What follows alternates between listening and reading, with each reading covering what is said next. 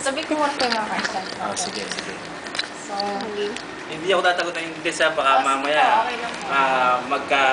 magkahalo-halo, hindi tayo magkaroon ng malaki ng problema. Sige.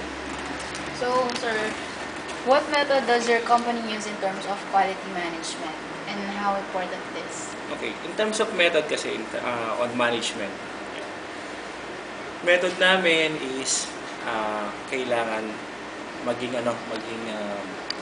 profitable muna yung company. So, prime ano yun. Then, pagdating sa mga lines of management, papasok na tayo dun sa sales, sa parts, sa service, at saka yung administrative. So, kailangan dyan, meron kaming coordination. Kailangan mag-coordinate kami. If yung client bibili ng sakyan, kailangan ma-explain mabuti ni sales yung sasakyan na binibili ni client. Parang yung brand nyo, yun, sa labas. Kukunin mo rin yung brand nyo mamaya, ha? So, kailangan ma-explain ni sales kung ano ang requirement ng kliyente. So, sir, pang ilan po ba?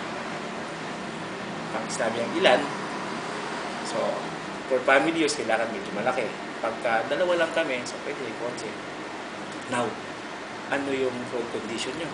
Saan po ba kayo nakatira? Hindi naman sasabihin na sure yung kasi kailangan kasi tanungin mo siya para pag nagbigay ka ng suggestion kay client, tama sa kanyang requirement.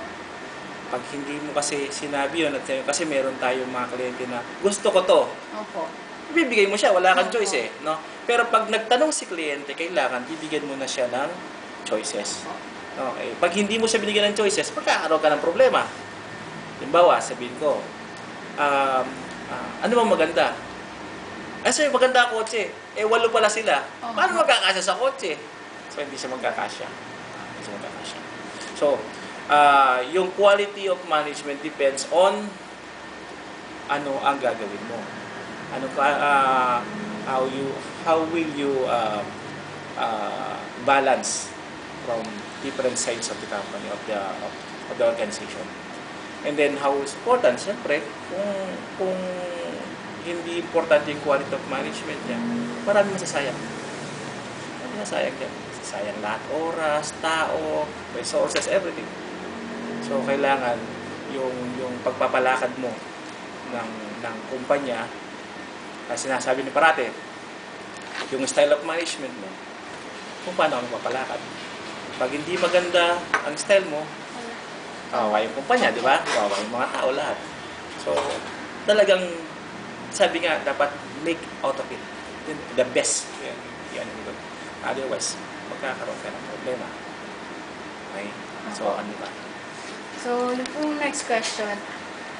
Have you ever experienced any problems regarding the quality of your vehicles? How do you manage them? Okay. For sales, yung quality of vehicle usually, nasabi nila, kailangan sa kanila pa lang, believe na sila dun sa product. Okay. Diba? Kailangan believe ka na sa product mo na ibebenta. Okay. Kung hindi ka believe, paano mo ibebenta? Okay. Sa service, kailangan yung quality ng ibibigay mo sa kliyente, yung pag nagpa-service siya, yung repair niya, parang maayos. Kaya nga meron tayong team na fix it right the first time. Fix it right the first time. Kailangan gawin mo na siya ng maayos yung unang-unang trabaho lang, di ba? Kailangan ganun siya. Kasi pag hindi mo ginawa yun, babalik si kliyente, puro reklamo siya. Diba? And then, paano mo i-manage? Dapat, pag dumating sa'yo si kliyente, nagpa-service siya, kunin mo lahat ng detalye na kailangan mo. Ano bang papagawa nyo? Tapos, ano pa po ba? Meron pa siyang dadagdag. And then, bibigyan mo siya ng estimate. Sir, lahat po ng papagawa nyo, ito po, ito siya. Then, ito po yung magagastos natin. And then, kung meron pa pong additional, advice namin kayo. So, pag nag-agree si kliyente, papipirmahin mo ngayon. Pipirma siya sa ganitong papel. Parang ganito. Pipirma siya. Sample. Pakita ang sample. Ganyan siya. Okay? So, pipirma siya, pipirma dito, pipirma sa taas. Sa taas. Parang waiver po siya. Hindi. Para alam niya yung babayaran niya. Okay. Ayan.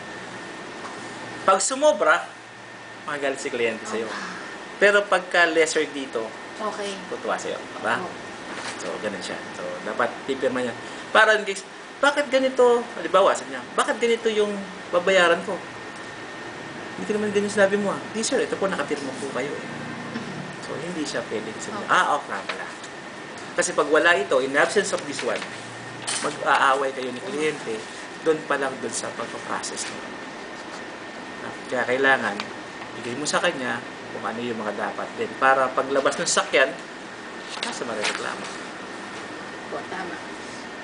So, yung po next question, in this tight competition in industry, lalo na po maraming mga bagong current companies, how does your company survive?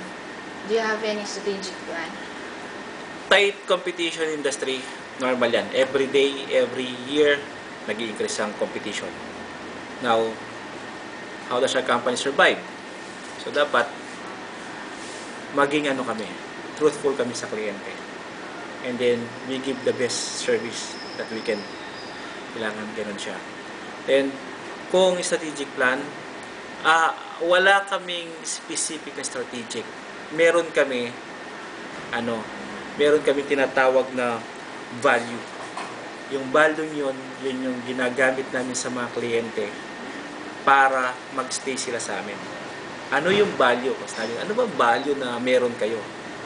Yung tinatawag namin yung value na yung trust.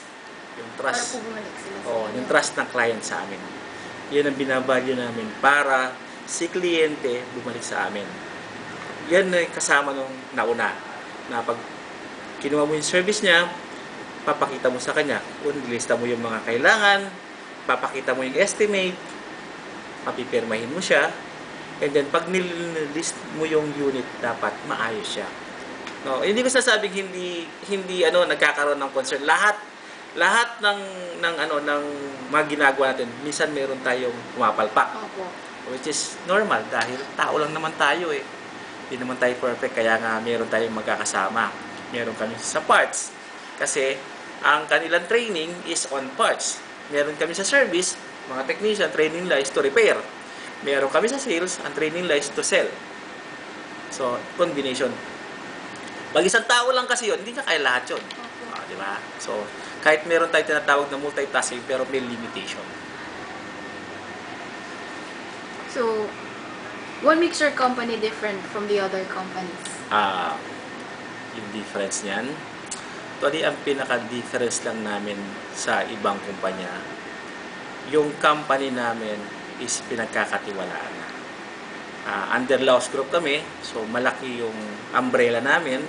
Opo. And then, we make sure na nagkakaroon kami ng coordination. Kung halimbawa, kulang ako ng tao, pwede akong humiram sa kanila.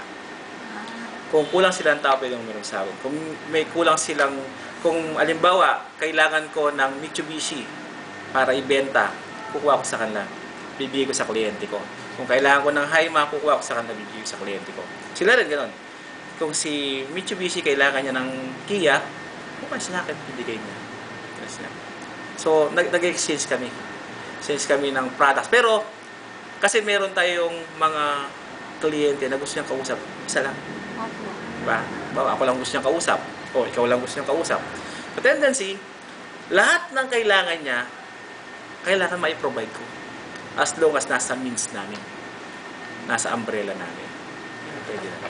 A follow-up lang po kasi sabi niyo po nasa isang umbrella. Pero meron, I mean, yung Kia po ba talaga, ano po yung difference niya dun sa mga Iba? Opo.